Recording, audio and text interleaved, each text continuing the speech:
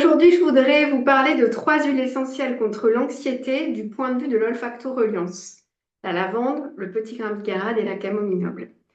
Contre l'anxiété, on a une multitude d'huiles essentielles. Souvent, en aromathérapie scientifique, on va se baser sur le chémotype, soit de l'acétate de linalyle pour la lavande fine ou pour le petit grain, soit de la gélate d'isobutyle, par exemple, pour la camomille noble.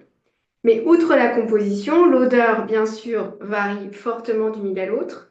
Et ce qui caractérise encore plus ces huiles essentielles, c'est vraiment leur singularité d'action en olfactoreliance. Elles ont vraiment une façon de travailler qui leur est propre sur le corps, les pensées, les émotions, et donc sur les manifestations de l'anxiété qui sont propres à chacun. D'un individu à l'autre, ça peut vraiment varier. Alors pour la première huile, par exemple, la lavande fine, c'est une huile pour retrouver de l'ouverture, un sentiment de paix intérieure. Son intégrité est retrouvée quand on la respire, les émotions sont comme lavées et une détente spacieuse s'installe. Beaucoup de légèreté aussi se place dans tout le corps et aussi dans l'esprit. Donc c'est une huile pour retrouver la paix en soi après de grands conflits ou quand on se sent enfermé dans l'anxiété ou le stress avec un besoin d'ouverture et de grands espaces. Le petit grain bigarade, lui, va agir de manière différente. Il va d'abord alléger la charge émotionnelle au niveau de la poitrine, du cœur, le choc affectif est tellement fort que ça crée un choc mental et il va venir aussi alléger cette charge mentale qui s'installe quand on subit un choc au niveau émotionnel ou affectif.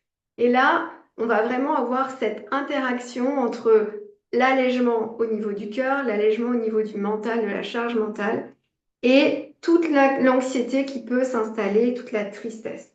Donc le petit grain va vraiment lever les charges, même physiquement, on peut sentir comme des poids qui se lèvent des épaules et tout devient plus léger. Donc c'est sa façon de travailler. Troisième huile essentielle qui a sa propre singularité, c'est la camomille noble. Alors elles sont toutes très différentes l'une de l'autre. J'ai choisi ces trois parce qu'elles sont vraiment très à la fois similaires et différentes.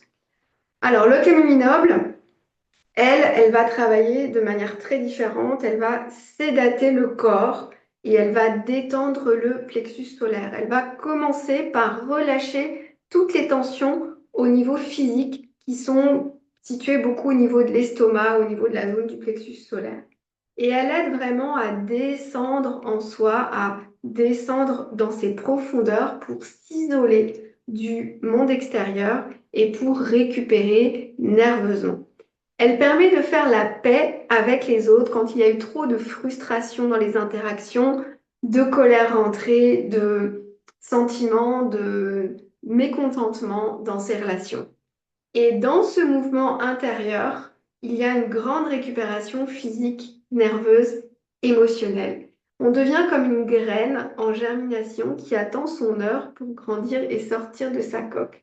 Et donc, voilà, quand la récupération est terminée, on va tranquillement se déployer pour revenir un petit peu plus disponible à son entourage. Donc, comme vous le voyez, elles ont trois façons différentes de travailler et trois façons qui leur est propre. C'est important de connaître ces différences quand on veut proposer des huiles contre l'anxiété pour s'adapter aux besoins du patient et pour t'envoyer ces 3 huiles contre l'anxiété. 3 rencontres complètement différentes et c'est tout le travail qu'on va expérimenter en olfactoreliance. Le prochain parcours traitera de l'anxiété et de la douleur et des 20 huiles essentielles qui vont interagir sur ces deux phénomènes. Donc on commence en octobre 2026 et le programme est disponible dans les commentaires. À très bientôt.